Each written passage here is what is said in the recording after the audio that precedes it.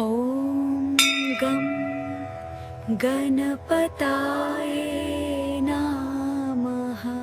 कथा शुरू करने से पहले मन, वाणी और कर्म से उन श्री गणपति जी को नमन है, जो बुद्धि के दाता हैं, विघ्नों को हरने वाले हैं और जिनकी कृपा से हर शुभ कार्य प्रारंभ होता है।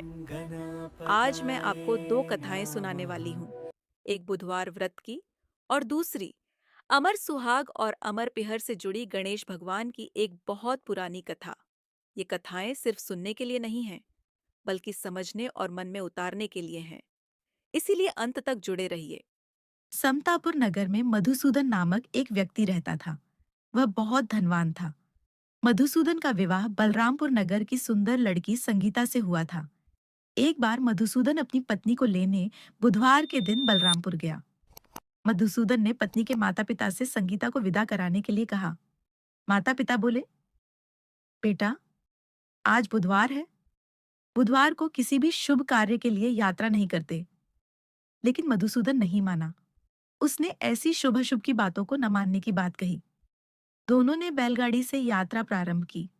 2 कोस की यात्रा के बाद उसकी गाड़ी का एक पहिया टूट गया। वहां से दोनों ने पैदल ही यात्रा शुरू की। रास्ते में संगीता को प्यास लगी। मधुसूदन उसे एक पेड़ के नीचे बैठाकर जल लेने चला गया। थोड़ी देर बाद जब मधुसूदन कहीं से जल लेकर वापस आया तो वह बुरी तरह हैरान हो उठा, क्योंकि उसकी पत्नी के पास उसकी ही शक्ल सूरत का एक दूसरा व्यक्ति बैठा था। संगीता भी मधुसूदन को देखकर हैरान रह गई। वह दोनों में कोई अंतर नहीं कर पाई। मधुसूदन ने उस व्यक्ति से पूछा, तुम कौन हो और मेरी पत्नी के पास क्यों बैठे हो? मधुसूदन की बात सुनकर उस व्यक्ति ने कहा, अरे भाई, यह मेरी पत्नी संगीता है। मैं अपनी पत्नी को ससुराल से विदा कराकर लाया हूँ। लेकिन तुम कौन हो जो मुझसे ऐसा प्रश्न कर रहे हो?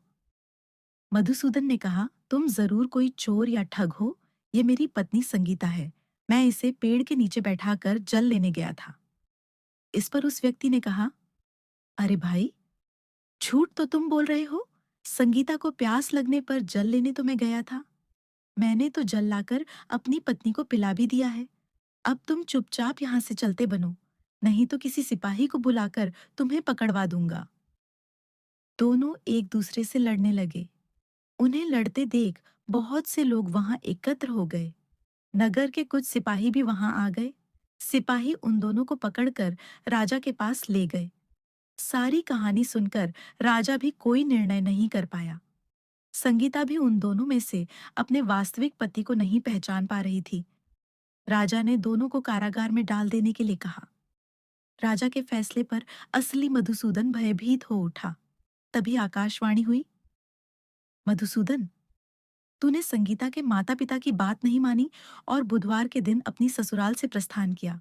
यह सब भगवान बुद्धदेव के प्रकोप से हो रहा है। मधुसूदन ने भगवान बुद्धदेव से प्रार्थना की कि हे भगवान बुद्धदेव, मुझे क्षमा कर दीजिए। मुझसे बहुत बड़ी गलती हुई। भविष्य में अब कभी बुधवार के दिन यात्रा नहीं करूंगा और सदैव बुधवार को आपका व्रत किया करूंगा। मधुसूदन के प्रार्थना करने से भगवान बुद्धदेव ने उसे क्षमा कर दिया। तभी दूसरा व्यक्ति राजा के सामने से गायब हो गया। राजा और दूसरे लोग इस चमत्कार को देख हैरान हो गए। भगवान बुद्धदेव की इस अनुकंपा से राजा ने मधुसूदन और उसकी पत्नी को सम्मानपूर्वक विदा किया। कुछ दूर चलने पर रास्ते में उन्हें बैलगाड़ी मिल गई। बैलगाड़ी का टूटा हुआ पहिया भी जुड़ा हुआ था।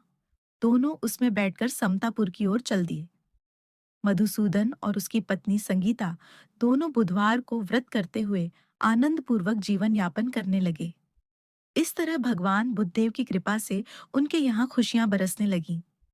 इस तरह जो स्त्री पुरुष विधिवत बुधवार का व्रत करके व्रत कथा सुनते हैं, भगवान बुद्धदेव उनके सभी कष्ट दूर करते हैं।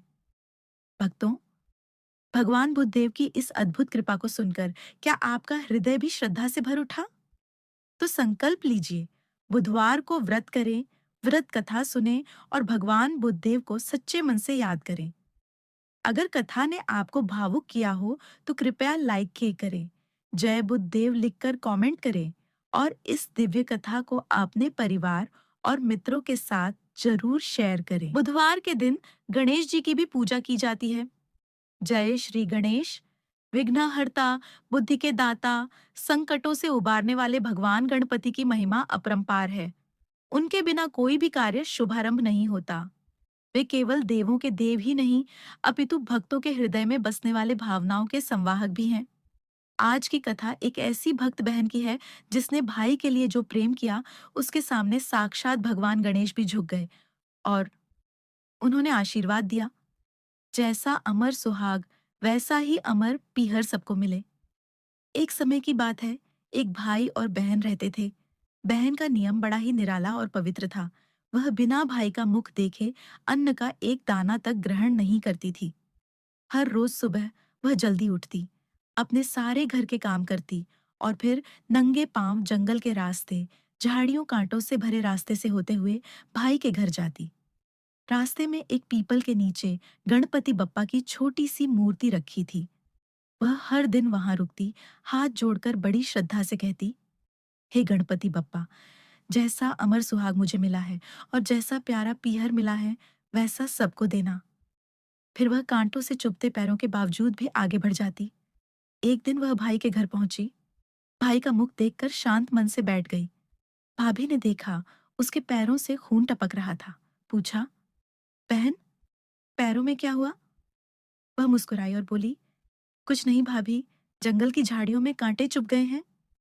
भाभी ने यह बात अपने पति को बताई। भाई का हृदय पिघल गया।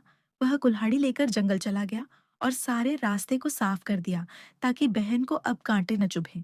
लेकिन इसी सफाई में पीपल के नीचे विराजे सिद्धि विनायक का स्थान भी हट गया। यह देख भगवान गणेश रुष्ट हो गए। उनका स्थान हटाया गया, बिना पूजा, बिना आदर के, और उसी क्षण उन्होंने बहन के भाई के प्राण हर लिए। शोक की लहर दौड़ गई। लोग भाई की अंतिम यात्रा के लिए उसे उठाकर ले जा रहे थे। भाभी रोते हुए बोली, रुको, उसकी बहन को उसका मुंह देखना है। वह रोज देखती है, आज भी देखेगी।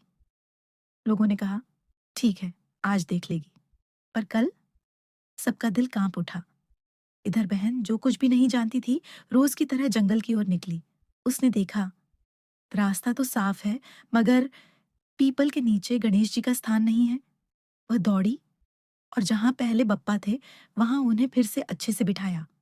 हाथ जोड़कर प्रार्थना की, हे गणपति बप्पा, मेरे जैसा अमर सुहाग, मेरे जैसा अमर पीहर सबको देना। उसी क्षण सिद्धि विनायक प्रकट हो गए। मन ही मन सोचने लगे, अगर इस बहन की भक्ति को नहीं माना तो मुझे कौन मानेगा, कौन मुझे पुकारेगा?